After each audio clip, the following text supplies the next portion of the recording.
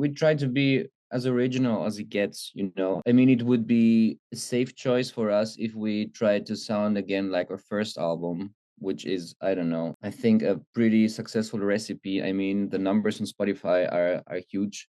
I don't know, it's just not how we are at this point. So we try to write music and express our feelings and situations depending on the, I don't know, life point where we are at now.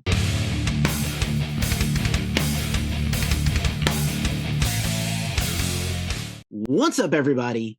It is Keefy, and I am super excited to be joined today by Enemy Inside, Nastassja, and Evan. How are you guys doing today? I'm super good. Thank you so much for inviting us. Right on. I'm so happy to talk to you. Shout out to Curtis and the PR team for putting us together. Followed the band for a long time. New album Venom coming out soon on Raining Phoenix Music, the excellent Raining Phoenix Music. Seem to have all the big albums this year. A lot of thoughts about the new record, but before that, since this is our first interview and what I like to do customarily is get to know you. So tell us a little bit about the history of the band. I know you guys have been around quite a while. I remember your first big release in 2018. So take us back a little bit before we talk about today. Should I, or do you want, Evan? Of course, ladies first. Okay. So Evan and I basically met in 2013 when we were studying music, and at this university it was obligatory to form bands, and we started to write music together. And when we finished our studies, we decided to keep going, and we formed the band Enemy Inside, and we started like 2018.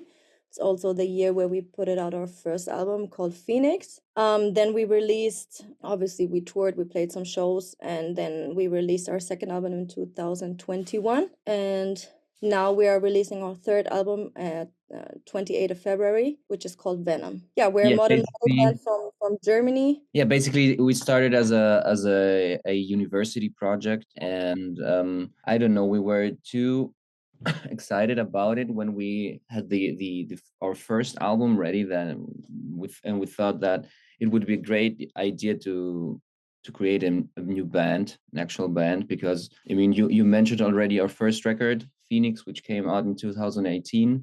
Yeah, was basically just us two trying to to make it through our exams. Yeah, so basically my bachelor project. Yeah, so yeah, the thing is we already toured through Europe, Germany, and played in Europe a few festivals. So this time with our third album Venom, it's the first time that we are going on our own headline tour through whole Europe. So it's yeah, very nice moment for us. Right on. Everything is coming up, you guys, which is great. Put a lot of work in. 2021, a very difficult time to put a record out in the world, but definitely the reviews were good and the album was good. I like the fact that through the whole history of the band, you guys are very adventurous and ambitious about trying different styles, even within the same part of the same song.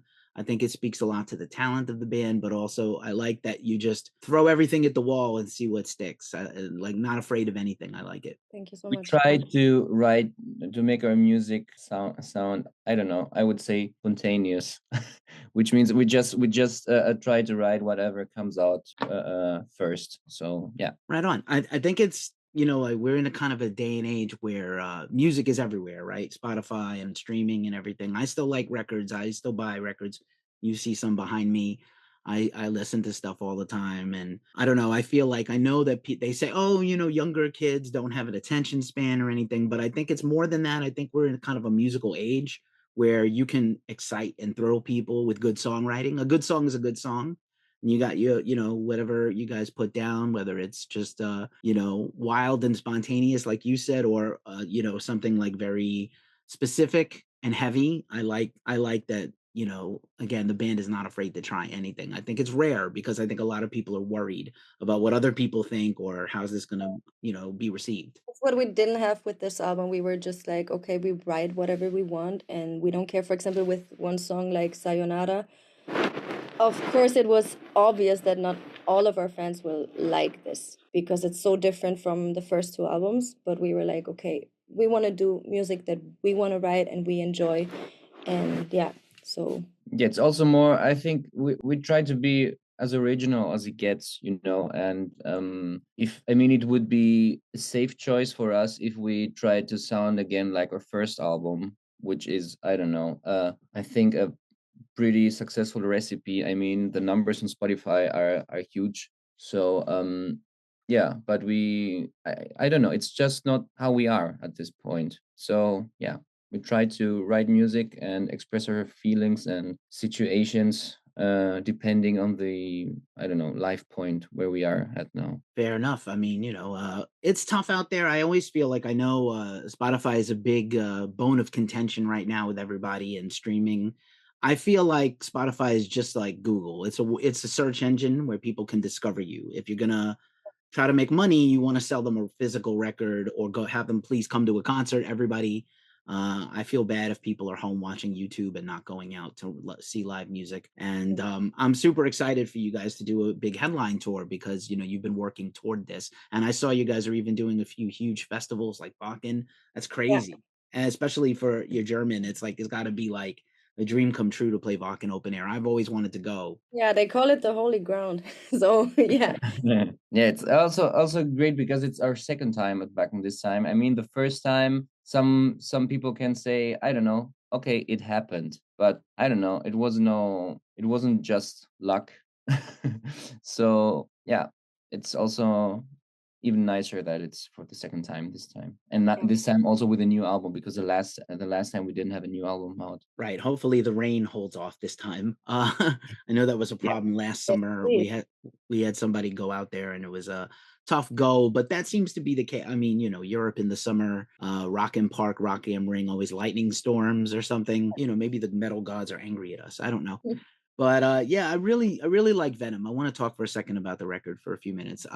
Like I said, beside the song making, obviously Natasha, great job on the vocals. Like I feel like you could sing, you could scream, you can rap. You're spitting some fire here on the bars. A lot of things. Like, just personally, do you try to like take every album as a new approach, or are you just kind of building off of where you guys started, just personally with the vocals and the lyrics? I just feel I let myself I just get inspired by the music. And for example, at one song like Sayonara or Fuck That Party, this song was just so energetic. Like I was trying, I'm always improvising for finding a vocal melody, and it was just in my head immediately. I was like, okay, this needs to have a rap part or this needs to have a screaming part. It's not like before an album I don't say like, okay, I want to have rap parts and screaming parts and whatever. It's just like I listen to the music and then I get inspiration from it. Right on. I dig it. And again, I feel like you guys could do anything. So I like the surprises. Like an album that surprises me. I listen to so much music and I do so many of these conversations. When a band surprises me, I'm happy because I don't know what's coming next. And I can say that's a high compliment from me.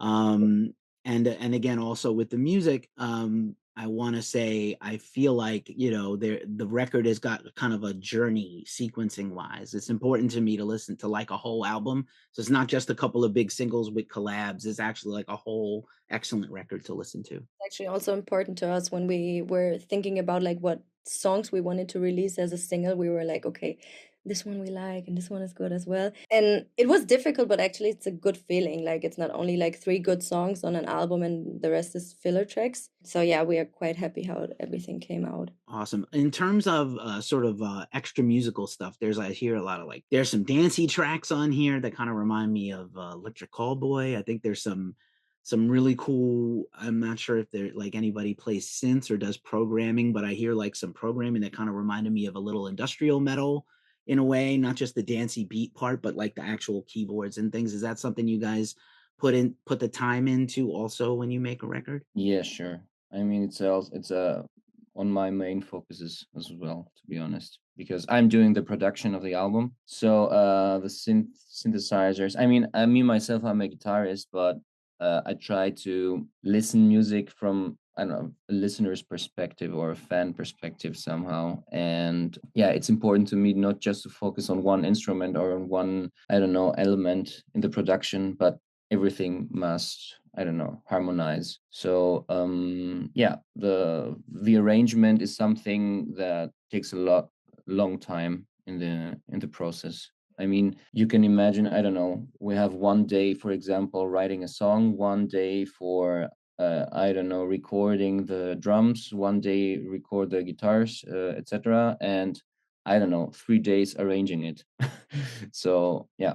Well, it's quite a bit of time there. Obviously, like everything is a labor of love, and I think what I was mentioning before, just kind of you gave the timeline of the history of the band. I know there's a lot of pressure to constantly grind and do things, and you guys seem fairly young despite having a bit of a career now. I know there's a lot of pressure to just kind of like always put out stuff and always be on. And I like that you guys have kind of just taken your time to put out music strategically and carefully, just, when the time is right, as opposed to maybe putting a lot of pressure on you. I don't think Raining Phoenix is pressuring anybody, get a record to us now. I don't think that's happening over there because they're veterans in the business. But I don't know. We had the record ready when we signed, so we're gonna find out on the next one. Oh, nice. Okay, so that's like a Led Zeppelin move where they had the first record done and they were like, "Here it is. You don't have to say anything. We did it." Yeah, somehow, yeah. There's a little freedom in that, actually. So in a way, that's kind of like, I like that DIY spirit. Obviously, I imagine you guys have your own studio then, and you did it yourselves. But I really like that spirit because I think we need a little bit more of that now in the business.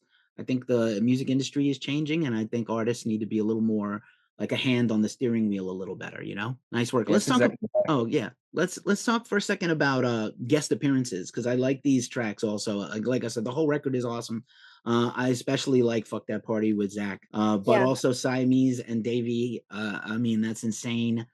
Some great collabs, and they really work well with your voice also. So, did you write those songs specifically for them, or did you have the songs and then pitch other people and see who came in with something? How did you go about making these songs? Actually, we had the demo ready. For example, for "Fuck That Party," I was rapping the part of Zach before, but we were like, okay, no, we wanted a rapper for this part. It was like obvious I didn't want to rap this part.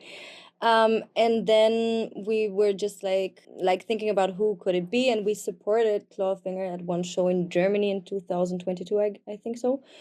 And then we met them on the Full Metal Cruise again, and we just kept in contact. And then we were like, okay, Zach, would you be down for that? And he was like, yeah, of course. And then he also came for the video, and it was really amazing. He's such a cool guy and really down to earth and funny and everything. And I love so much how he how he collabed with the song and how he put the song to another level. Funny fact, for the visitors of our shows, they're gonna listen to the version of the song how it was before Zach, Yeah. because he probably won't be with us on stage. Oh, So yeah, yeah. So I will be spitting bars. yeah. So yeah, but no, we didn't write the song we didn't have the guest in mind while writing the song. It was like, okay, as soon as we had it ready, the demo, we were thinking about, okay, who could be matching this one or this one or this one. So how it came out. Yeah, and then we just sent a demo, and then Yeah, and I think Davey Suicide was also an artist we were thinking for a longer time about it. Yeah, great part. Absolutely great. I think it actually, maybe the best hope is that the song becomes, because of the video, maybe the fans will rap the part back to you. yeah. Kind of like Evanescence and Bring Me to Life, right? Where Amy doesn't do the rap part; she just sings her part, and the crowd sings back. I know she like kind of hated that song for a long time, but like everybody would love to have a big song like that. So I hope it happens for you. That would be cool. Yeah, that would be cool. I will Yeah. film it if it happens. Yeah, definitely share some videos. Excited about the tour, excited about all this stuff. Just as we wind this up, I want to give you back your evening because it's nighttime where you are. It's probably the dinner hour, but as you go through this process ramping up to the new album, and obviously again, like I said, Raining Phoenix is such a great label, and I know they've done a very nice job with the marketing and the album. It's got to be very exciting to have your records on vinyl. I personally, as an older guy, I was like, I didn't think vinyl was ever going to make such a big comeback, like physical product, like this powerful, but I'm pretty happy about it. I'm sure it's exciting for you guys to hold your own record too. Yeah. Also, we have two really cool limited edition, one in blue and one in magenta. They look really cool. Yeah. blue red, right? Yeah, yeah. I like the album. It's got the the album cover has that like little color scheme too, right? Fun times for you. I'm really excited for you guys. I think this record is super cool. I'm really excited for everybody to hear it at the end of the month. Thank you so much for hanging out with me today. I really appreciate the two of you making the time. It's with the time zones, it's crazy. I'm in California, but super fun. I hope we get you guys over to the States at some point for a festival or something or a tour. That would be really neat. And I wish you the best of luck. Thanks for hanging out with Ghost Cult today. I appreciate you. Thank you so much. Appreciate it. Thank you very much. Thanks for having us.